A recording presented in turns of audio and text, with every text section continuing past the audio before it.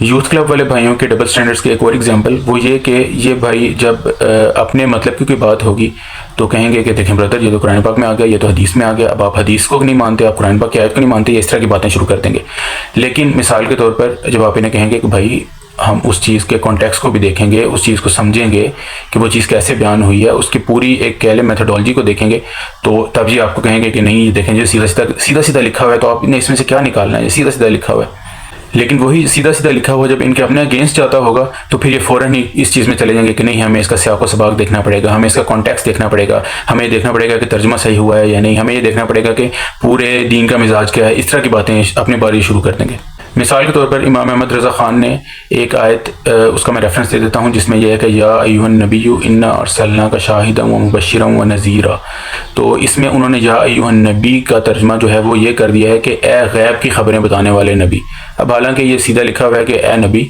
تو انہوں نے اس کا ترجمہ یہ کر دیا کہ اے غیب کی خبریں بتانے والے نبی، اپنا نیریٹو پروموٹ کرنے کے لیے جو بریلویوں کا ایک نیریٹو ہے۔ تو اس پہ ہمارے یوتھ کلب والے بھائی فوراً اعتراض کریں گے کہ یہ دیکھیں جی انہوں نے یہ اے غیب کی خبریں بتانے والے نبی کہاں سے نکال لیا، تو یہ تو اس چیز کا مدعا نہیں۔ اور مطلب وہی بات ہے کہ اگر آپ نے یہ اصول جہاں پر لگایا ہے تو اب آپ یہ اصول ایک اور جگہ بھی لگائیں، اور وہ یہ اصول آپ اس جگہ لگائیں کہ وہ جو حدیث ہے کہ جس نے کسی قوم کی مشابہت اختیار کی وہ انہی میں سے ہے۔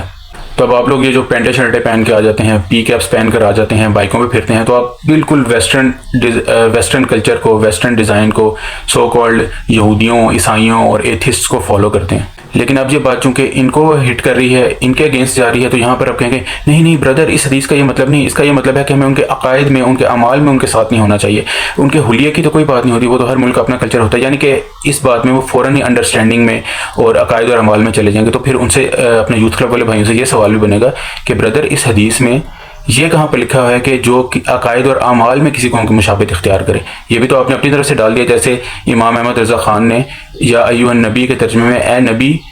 اے غیب کی خبریں بتانے والے نبی اپنی طرف سے ڈال دیا، تو اس میں آپ نے عقائد اور اعمال والی بات بھی تو اپنی طرف سے ڈال دی نا۔ یہ اس میں حدیث کے الفاظ میں بات کہاں پر لکھی ہوئی ہے؟ تو یہ ایک ایگزامپل تھی کہ کم و بیش ہر کوئی اس طرح کرتا ہے کہ وہ اپنے جہاں پر مطلب ہو وہاں پر اپنا اصول ہی بدل دیتا ہے۔ تو میری صرف یوتھ کلب والے بھائیوں سے اور باقی سب سے بھی یہ گزارش تھی کہ آپ کم از کم اپنا اصول ایک رکھیں، دین کو سمجھنے کے لیے آپ اپنا اصول ایک رکھیں، یا تو پھر آپ ہر چیز کو اس کے کانٹیکسٹ، اس کے سیاق و سباق، اس کے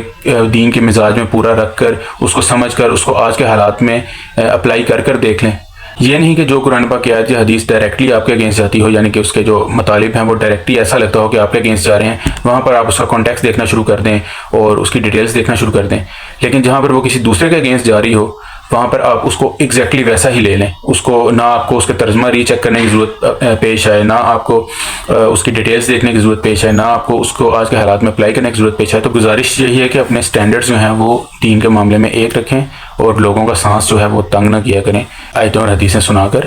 تو بس آپ سے یہی گزارش تھی کہ آپ دین کو سمجھنے کے معاملے میں اپنا کوئی ایک سٹینڈرڈ رکھیں اور وہ سٹینڈرڈ پھر اپنے آپ پر اپلائی بھی کریں۔ شکریہ۔